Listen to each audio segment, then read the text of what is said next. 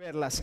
Vamos a abrir nuestras Biblias, capítulo 5 del Evangelio según San Mateo, y vamos a ver hoy el tema que se llama la ley y el reino de los cielos. La ley y el reino de los cielos. ¿Qué tema tan interesante? Nunca he escuchado que hay veces que decimos, nosotros ya no vivimos bajo la ley, sino ahora vivimos bajo ¿qué? Bajo la gracia. Ahora, el Señor Jesucristo, en este pasaje vamos a encontrar que el Señor Jesucristo dice que Él no vino a quitar la ley, sino vino a cumplirla. Y nos va a hablar acerca, de hecho, lo que va a hacer el Señor Jesucristo es interpretar la ley. ¿Qué es lo que realmente está diciendo o que dice la ley y cómo la debemos aplicar a nosotros? Recuerde, ahora estamos viviendo como ciudadanos del reino y el Señor Jesucristo vino a traer un reino que se llama el reino de los cielos o el reino de Dios, que es lo mismo. Lo vino a traer cuando Él llegó a la tierra. Él vino a traer su reino y ese reino va a perdurar. Claro, este reino tiene dos aspectos: el aspecto presente que estamos viviendo, pero hay un aspecto futuro cuando el Señor Jesucristo regrese y ponga su reino y Él sea el rey y entonces podamos vivir con Él por la eternidad. Quiero contarles una historia. Usted conoce la iglesia anglicana.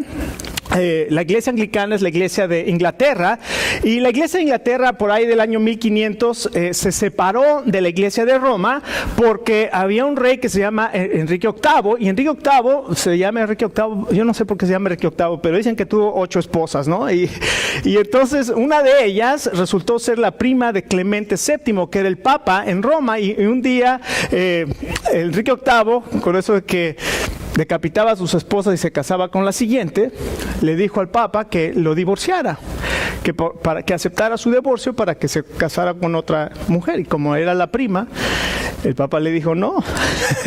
Y entonces el rey dijo, bueno, ¿para qué soy rey de Inglaterra? Y se separó de la iglesia de Roma y formó la iglesia anglicana.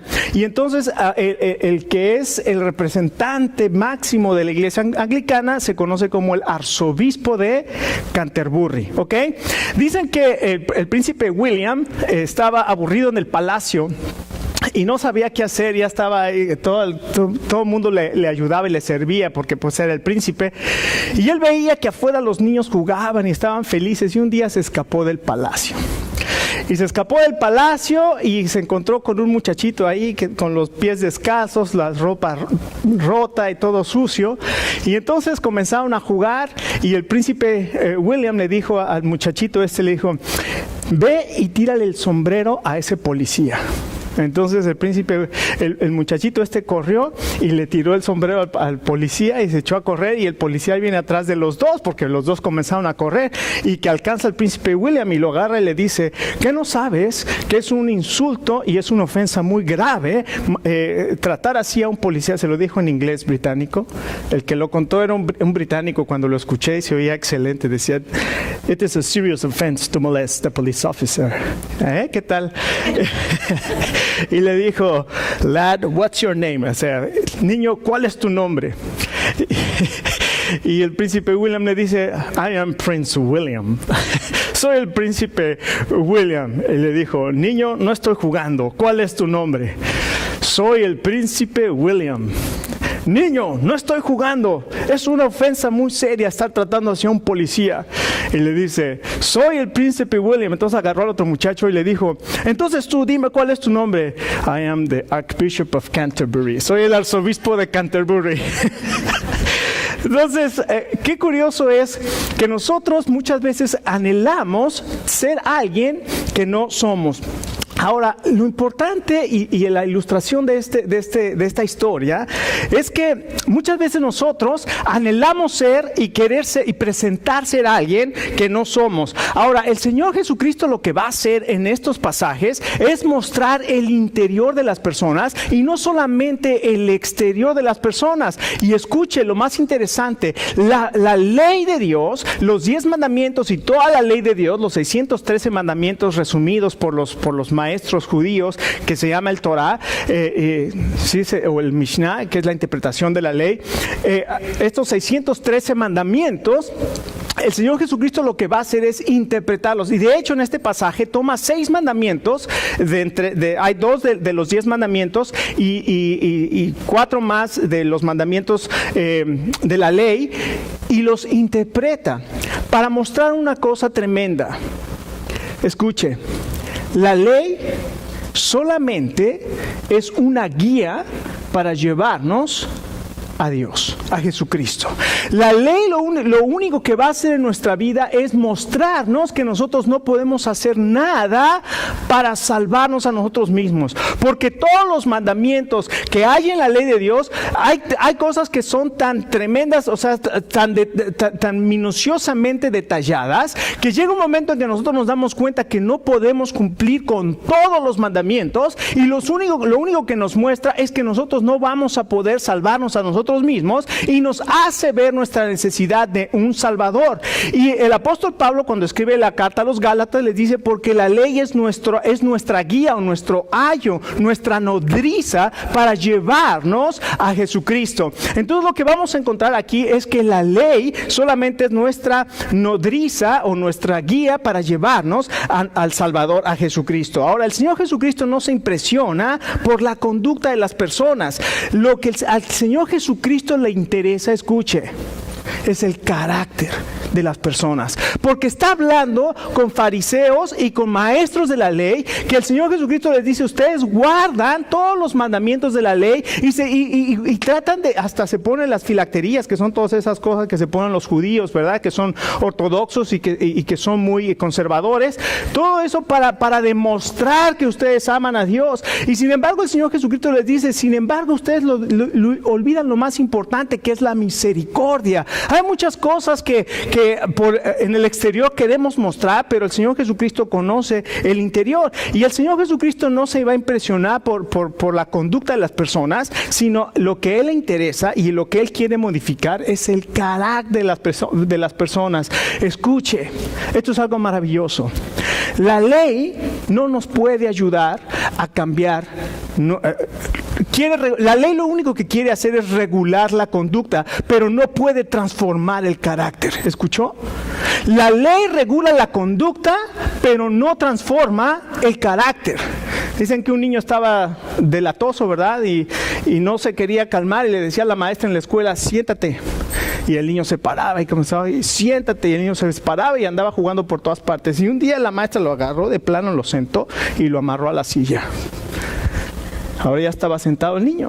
Entonces le dijo la maestra: ¿no, que no te sentabas? Y le dijo el niño: sí, pero por dentro estoy parado. ¿Cómo la ve? Y sí, la ley te puede atar para que tomes ciertas conductas, pero en tu corazón vas a mantener la misma situación. Y el apóstol Pablo lo dice claramente en Gálatas: todas estas cosas, y en Colosenses, todas estas cosas de no comer, no hacer, no decir, no vestir, celebrar esto, celebrar aquello, dice, son importantes porque tienen algún valor en cuanto a la carne. Dice, pero no tienen ningún valor para modificar la conducta. La ley no puede modificar tu corazón. La gracia de Cristo puede modificar tu corazón. Es más, la gracia de Cristo es un cambio de corazón. Así es que la única manera en que el Señor Jesucristo vino a traer entonces este reino de los cielos. La única manera para entrar al reino de los cielos es a través de la gracia del Señor Jesucristo. Únicamente a través del sacrificio del Señor Jesucristo. No hay otra manera de que podamos entrar a esa gracia o a ese reino de Dios. No hay otra manera de obtener salvación más que por el sacrificio del Señor Jesucristo. Ahora, lo más importante es esto. Escuche. El único momento en que nosotros podemos entrar a esa gracia es mientras estamos vivos. Es en este mundo. Una vez que morimos, ya no hay nada que hacer para que una persona pueda entrar al reino de los cielos. El Señor Jesucristo contó una historia en Lucas capítulo 16 de un hombre que murió y un pobre que estaba fuera de su casa.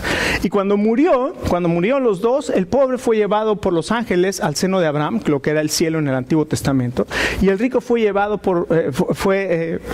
al Hades o el infierno. Y dice la Biblia que este hombre varias veces le pidió a Abraham, recuerde, el Señor Jesús está contando esto en el Antiguo Testamento, todavía no en el Nuevo Testamento, y Abraham era el padre de la fe, y el padre de los judíos le decía: Padre Abraham, por favor, haz que yo salga de este lugar. No puedes. Hay una gran cima, hay un gran abismo entre tú y el cielo, y nadie puede pasar. De los que están allá, nadie puede pasar para acá. Y entonces dijo: bueno, dile a Lázaro que venga y me por lo menos ponga agua en mi boca, porque estoy atormentado en esta llama. Y el padre Abraham le dijo: no puede, nadie puede pasar de aquí para allá ni de allá para acá. Y finalmente le dijo: bueno, entonces manda a alguien, porque tengo mi padre y 5 hermanos, para que no vengan a este lugar de tormento. Y el padre Abraham le dijo: tienen a los profetas y tienen a la ley y deben escucharlo. Y le dice este hombre: sí, pero si se levanta alguien de los muertos, es decir, Lázaro, si este hombre el pobre se levanta de los muertos y va y les dice, entonces van a obedecer. Y el padre Abraham les dijo: aunque uno se levante de los muertos, no van a escuchar. Escuche, lo que el Señor Jesucristo estaba diciéndoles era que Él, Jesucristo, se iba a levantar de los muertos, iba a resucitar, y aún así la gente iba a creer en Él. Así es que la única manera de entrar en el reino de Dios es a través del Señor Jesucristo. Es nuestra única esperanza de salvación, es el único camino de salvación. Cuando una persona dice que todas las religiones llevan a Dios, está contradiciendo lo que el Señor Jesucristo dijo. Recuerda, ya lo estudiamos: yo soy el camino, la verdad y la vida, y nadie viene al Padre sino por mí. Porque es exclusividad del Señor Jesucristo, porque el Señor Jesucristo es Dios hecho carne, que vino a nacer de la Virgen María en ese pesebre de Belén, y después fue a morir en una cruz sin Él haber tenido jamás pecado. Tomó nuestros pecados en la cruz, murió en la cruz, fue sepultado y resucitó. Nadie más ha hecho lo que Jesucristo hizo por nosotros. Por eso Él es el único camino al Padre. Así es que vamos a ver lo que la palabra de Dios dice aquí en Mateo capítulo 5, verso 17 al 25. Dice, fíjese lo que dice la palabra de Dios. Voy a leer los primeros versos. Dice: no piensen que he venido para abrogar la ley o los profetas. No he venido para abrogar, sino para cumplir. Porque de cierto les digo que hasta que pasen el cielo y la tierra, ni una jota ni una tilde pasará de la ley, hasta que todo se haya cumplido. De manera que cualquiera que quebrante uno de estos mandamientos muy pequeños, y así enseña a los hombres, muy pequeño será llamado en el reino de los cielos. Mas cualquiera que los haga y los enseñe, este será llamado grande en el reino de los cielos. Porque les digo que si su justicia no fuere mayor que la de los escribas y fariseos, no entrarán en el reino de los cielos. Qué tremendo lo que está diciendo el Señor Jesucristo. Y este es el centro de este pasaje. Ese verso 20 es el centro de este pasaje. A menos que su justicia sea mayor que la de los escribas y fariseos, no pueden entrar en el reino de los cielos. Ahora escuche, aquí está el sermón del monte, y hay de todo tipo de personas ahí, y están los maestros de la ley, y están los fariseos, y les está diciendo a ellos: a menos que su justicia sea mayor que la de los fariseos. Y la gente se quedaba y decía: ¿cómo vamos a ser nosotros más justos que ellos, si ellos solamente viven para cumplir la ley? El Señor Jesús lo que les estaba diciendo: ustedes nunca van a poder hacer como ellos, ni ellos tampoco pueden cumplir la ley. Necesitan un Salvador. Y escuche, ahora va a interpretar la ley, porque ahí están los fariseos pensando: hombre, nos está diciendo que nosotros somos justos. Y fíjense lo que les dice. Ahora voy a tomar la ley, dice el Señor Jesucristo. Les voy a dar 2 ejemplos. Voy a tomar 2 mandamientos de los 10 mandamientos de Dios, y los voy a interpretar. Oíste que fue dicho a los antiguos: no matarás. Y cualquiera que mate será culpable de juicio. Pero yo les digo: cualquiera que se enoje contra su hermano será culpable de juicio. Y cualquiera que diga necio a su hermano será culpable ante el concilio. Cualquiera que diga fatuo quedará expuesto al infierno de fuego. Por tanto, si traes tu ofrenda al altar y ahí te recuerdas que tu hermano tiene algo contra ti, deja allí tu ofrenda delante del altar y anda, reconcíliate primero con tu hermano y entonces ven y presenta tu ofrenda. Ponte de acuerdo con tu adversario pronto antes de que entre tanto que estás con él en el camino, no sea que el adversario te entregue al juez y el juez al alguacil y seas echado en la cárcel. De cierto te digo que no saldrás de allí hasta que paga, es el último cuadrante. Entonces fíjese lo que está haciendo aquí el Señor Jesucristo. Está tomando la ley y le está diciendo, tú has escuchado lo que la ley dice, no matarás. Y si matas vas a ser culpable de juicio. Pero yo les digo, ahora ya no estamos bajo la ley, estamos bajo la gracia. La pregunta es, ¿será que vivir bajo la gracia requiere menos entrega que vivir bajo la ley? Como ya no estoy en la ley, ahora estoy viviendo en la gracia, ¿eso me requiere menos entrega? ¿Puedo adorar menos? ¿Debo adorar menos a Dios que lo que se requería? Porque la ley dice, ama al Señor tu Dios de todo tu corazón, de toda tu alma y toda tu mente. Entonces ahora estoy bajo la gracia, ya no tengo que amarlo así, ya no debo amarlo así porque estoy bajo la gracia. Se me pide amar menos al Señor porque estoy bajo la gracia en lugar de estar bajo la ley. Se me pide ofrendar menos porque ahora estoy bajo la gracia y no bajo la ley.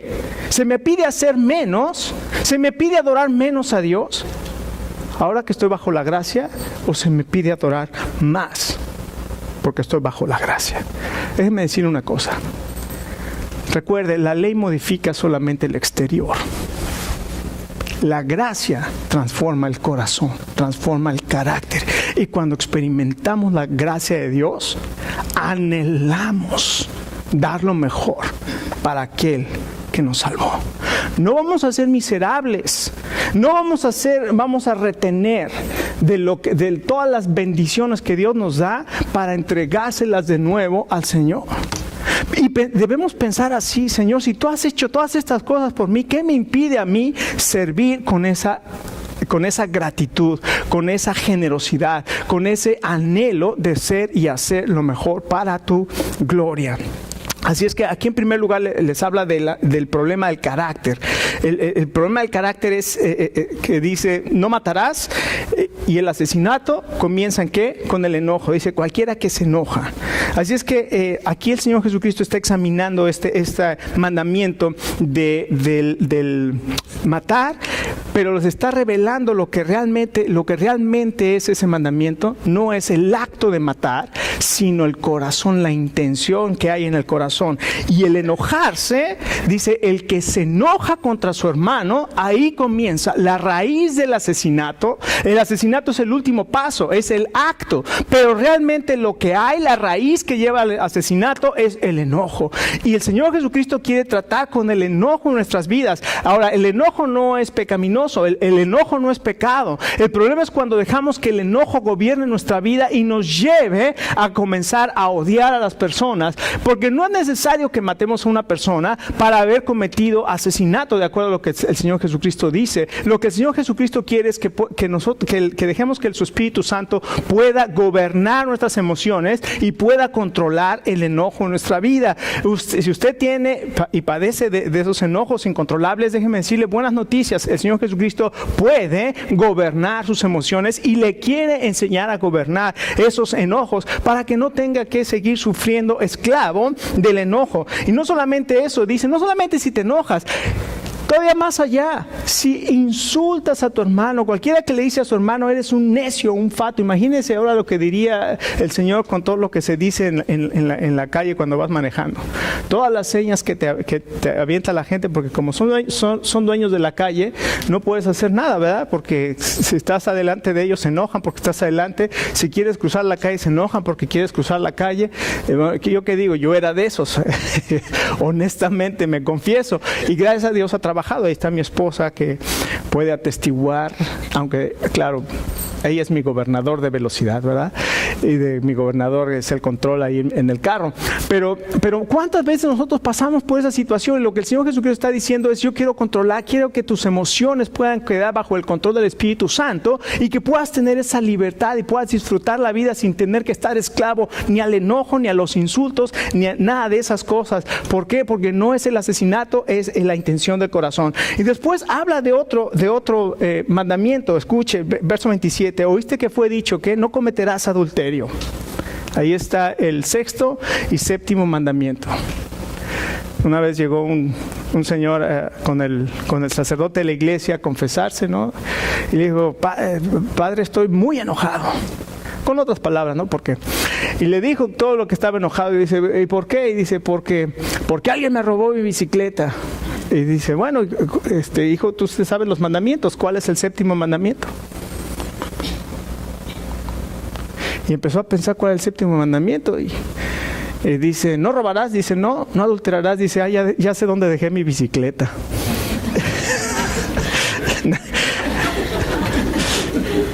Ya le nada. Así es que aquí el Señor Jesucristo está hablando del adulterio y dice: oíste que fue dicho no cometerás adulterio, pero yo les digo que cualquiera que mira a una mujer para codiciarla ya adulteró con ella en su corazón. Fíjese lo que está diciendo el Señor Jesucristo: el acto del adulterio no es lo malo. Lo malo está antes del hecho y está en codiciar en el corazón. El Señor Jesucristo conoce el corazón de las personas, conoce las debilidades, sabe que nuestro campo de batalla está en la mente, en nuestros pensamientos, pero también el Señor Jesucristo sabe perfectamente lo que hay en el corazón. Y el adulterio, aunque nosotros lo consideramos como tener relaciones sexuales fuera del matrimonio, la palabra de Dios dice que el adulterio puede estar también en nuestra mente. Y nosotros estamos viviendo en un mundo donde constantemente se nos está bombardeando con escenas sexuales. Estamos viviendo en un mundo que todo es, desde que Freud, dice Freud, tenemos un problema. Nuestro problema es que estamos reprimiendo el sexo. El sexo es un instinto, es el instinto que nos guía. Entonces ahora hay que soltar esa represión y hay que vivir de acuerdo a los instintos. Escuche, la palabra de Dios dice claramente que Dios no nos creó como animales. Dice la palabra de Dios: y formó al hombre del polvo de la tierra y sopló en su nariz aliento, alma de vida, y fue el hombre un ser viviente. Es diferente completamente que los animales. Y además dice la palabra de Dios: hagamos al hombre conforme a nuestra imagen, conforme a nuestra semejanza. Nosotros somos imagen de Dios, no somos como animales, no debemos comportarnos como animales. El pecado nos ha afectado a tal grado que queremos comportarnos como animales, y el Señor Jesucristo dice: no, ustedes ahora pueden también manejar y ustedes pueden gobernar aún bajo esos instintos. El sexo no es malo, Dios lo creó. Cuando creó al hombre, no dice la Biblia: no es bueno que el hombre esté solo, voy a hacer ayuda idónea para él. Y trajo Jehová a Dios a la mujer, a Adán, y dijo: esto es hueso de mis huesos, carne de mi carne. Ella será llamada varona porque el varón fue tomada. Y entonces la palabra de Dios dice que Dios los trajo el uno al otro, y fue Dios el que pronunció el primer matrimonio. Por tanto, dejará el hombre a su padre y a su madre y se unirá a su mujer, y los dos serán. El anhelo y el propósito de Dios es que el hombre y la mujer se puedan unir, y parte de esa unión también es la relación íntima. Entonces tenemos que ver lo que la palabra de Dios dice y entender lo que la palabra de Dios dice, para que aún en nuestras batallas mentales y en las batallas que tenemos como seres humanos que somos, dejemos que el Espíritu Santo gobierne, porque ahora estamos viviendo bajo la gracia, y la gracia transforma el corazón, transforma nuestro carácter. En segundo lugar, no solamente el problema del carácter, sino también nos habla de que el pecado tiene graves consecuencias. No se necesita ser un teólogo para saber que el pecado tiene graves consecuencias en la vida de una persona, y muchas veces nosotros malinterpretamos y pensamos que el pecado es robar, que el pecado es matar, y como yo no robo y como yo no mato, yo no estoy viviendo en pecado. Pero déjeme decirle lo que la Biblia dice, cómo Dios define el pecado es de la siguiente manera. Isaías 53:6 dice: todos nosotros nos descarriamos como ovejas, cada cual se apartó por su camino, mas Jehová cargó en él, en Jesucristo, el pecado de todos nosotros. El pecado delante de Dios es cuando cada uno de nosotros nos tomamos nuestro propio camino. nos independizamos de la palabra de Dios, de vivir de acuerdo a lo que Dios quiere. Y cuando andamos caminando de esa manera, la palabra de Dios dice que estamos viviendo en pecado. ¿Y qué sucede? Escuchen, nosotros fuimos creados para que el propósito de Dios para nosotros es que le adoremos, que le conozcamos y que podamos adorarle. Y cuando vivimos en pecado, cuando hay pecado en nuestra vida, afecta nuestra adoración. Por eso dice aquí este pasaje, si cuando vas y presentas tu ofrenda, dice en el verso 23, por tanto, si traes tu ofrenda al altar, si vienes en adoración a Dios y allí te acuerdas que tienes algo contra tu hermano o que tu hermano tiene algo contra ti, deja allí tu ofrenda. No puedes adorar mientras haya pecado en tu vida, mientras haya enojo en tu vida, mientras tengas algo contra alguien en tu vida o alguien tenga algo contra ti. A veces no tenemos control sobre eso, pero si sabes que alguien tiene algo contra ti, dice, deja ahí tu ofrenda, porque no puedes adorar. El pecado estorba tu relación con Dios y no puedes adorar. Y no solamente no puedes adorar, sino afecta también tu relación con otros. Por eso dice, ponte de acuerdo con tu adversario, ponte de acuerdo con él, porque hay dos planos básicamente cuando le preguntaron al Señor Jesucristo cuál es el mandamiento más importante, ¿se acuerda cómo resumió toda la ley y los profetas? Dos mandamientos: ama al Señor y ama a tu prójimo como a ti mismo. Entonces, si vienes y traes tu ofrenda a Dios y te acuerdas que tienes algo contra alguien, déjala, porque no puedes adorar a Dios. Y después dice, ponte de acuerdo con tu adversario, ponte de acuerdo con la gente, porque también no solamente afecta tu adoración a Dios, sino que también afecta tu relación con otros. Está afectando la esencia de lo que es el anhelo de Dios para nosotros, que le amemos a Él y que amemos a nuestro prójimo. Y en tercer lugar, el pecado tiene consecuencias. Tiene que ser confesado, tiene que ser confrontado.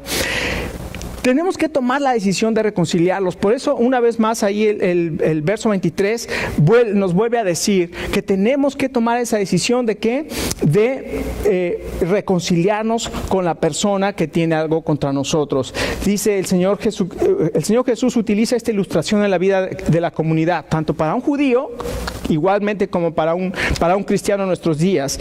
¿Por qué? Porque parte de la ley en aquel entonces era ofrecer sacrificios y continuamente esos sacrificios se llevaban al altar. Pero en nuestros días ya nosotros no ofrecemos sacrificios de animales, sino que ofrecemos alabanza a Dios. Y si no estás bien con alguna persona, no podemos entonces estar bien con Dios. Y no solamente utiliza esa ilustración de la ofrenda, sino también utiliza otra ilustración que es la ilustración de la corte. Dice, si te van a llevar a juicio, busca ponerte de acuerdo, busca confesar, busca reconciliarte con la otra persona. ¿Por qué? Porque el enojo se puede convertir en una prisión en tu vida y tu corazón va a estar en esa prisión, vas a vivir, ahí lo dice el Señor Jesucristo en el verso 26, de cierto te digo que no saldrás de allí hasta que pagues el último cuadrante. ¿Cuántas personas viven presas de sus emociones porque no pueden y no han podido tener, yo no sé si la fe o la capacidad la tendrían si tuvieran la fe, ¿verdad? De creerle lo que dice Dios y saber que pueden ponerse de acuerdo con su adversario, saber que pueden perdonar, saber que Dios nos ha dado esa capacidad por el Espíritu Santo que nos ha dado. Así es que toma la decisión de reconciliarte y además trata la raíz del pecado. Tenemos que tratar con la raíz del pecado. Ahora escuche, esto es lo interesante, lo hemos hablado, lo hemos escuchado. ¿Y cómo trata la raíz del pecado? Fíjese el verso 29, hablando del adulterio. Dice, oíste que fue dicho no cometerás adulterio, pero yo te digo, cualquiera que mira a una mujer para codiciarla en su corazón, ya adulteró con ella. ¿Cómo puedes remediar ese asunto? Trata la raíz. ¿Cuál es la raíz? Si tu ojo te es ocasión de caer, sácalo y échalo de ti. Ahora, ¿está hablando el Señor aquí literalmente? Sácate el ojo. O quita toda ocasión. Estás viendo la televisión y pasan comerciales. Y digo, tenemos ojos y tenemos mente y tenemos un corazón que nos inclina hacia el pecado. Y tú dejas esas imágenes y las comienzas a ver, estás alimentando. O sea, le estás echando fuego, le estás echando gasolina al fuego. Con esas imágenes, comienza a quitar todas esas cosas de tu vida. O sea, un comercial, cámbiale. Estás viendo el juego de fútbol y clásico, cámbiale, quítale. No o sea, tenemos que tratar drásticamente con el pecado. No podemos consentirlo. El Proverbios dice, vas a jugar con fuego sobre tu pecho, esperando que no se prendan tus vestiduras. Vas a caminar sobre brasas de carbón, pensando que tus pies no se van a quemar. Dice, así es todo aquel que se allega a la mujer de su prójimo. No va a quedar impune el que en tal haga. Son cosas que van a suceder. El pecado tiene consecuencias y son consecuencias graves. ¿Se acuerdan de esa canción? No debes tener dos amores, es muy complicado besar en dos bocas. ¿Se acuerdan? Y al final de la canción dice, pues de mis dos amores, ninguno me queda. Déjeme decirle, esa canción es una canción sumamente egoísta. Porque en lugar de pensar en el daño que se le hizo a las personas, dice, me voy a quedar solito yo. Él es el adúltero y luego me voy a quedar solito. Déjeme decirle, la Biblia dice que debemos tratar con el pecado rigurosamente, drásticamente. Échalo de ti. Igualmente, si tu mano te es ocasión de caer, quítala de ti y sácala. Mejor te es entrar en el reino de los cielos manco que estar con dos manos y entrar ir al infierno. Ahí es que tenemos que tratar con el pecado drásticamente. En resumen, en el reino de Dios, las demandas del reino de Dios, si lo ponemos como demandas, inmediatamente ponemos resistencia. Es una demanda que no. En el reino de Dios, la gracia de Dios en nuestro corazón nos lleva a un nivel superior de solamente cumplir con lo básico de la ley. La ley lo único que va a querer es modificar tu conducta. La gracia de Dios transforma tu carácter. Déjame preguntarte en esta mañana, ¿está el Espíritu Santo trabajando en tu vida, transformando tu carácter? La palabra de Dios dice claramente, creo que es Ezequiel 36, que Él nos iba a lavar. Yo los voy a lavar con agua y pondré mi espíritu y quitaré su corazón de piedra y pondré un corazón de carne. Él nos capacita y Él nos habilita para poder vivir en el reino de los cielos, como ciudadano del reino de los cielos, y poder vivir en un plano superior al plano de la ley, dando generosamente, viviendo abundantemente, sirviendo de una manera maravillosa. 3 características que vimos la semana pasada de los ciudadanos del reino: son salvos, son santificados y son servidores. Podemos ser así por la gracia que opera en nuestro corazón. Amén. Vamos a poner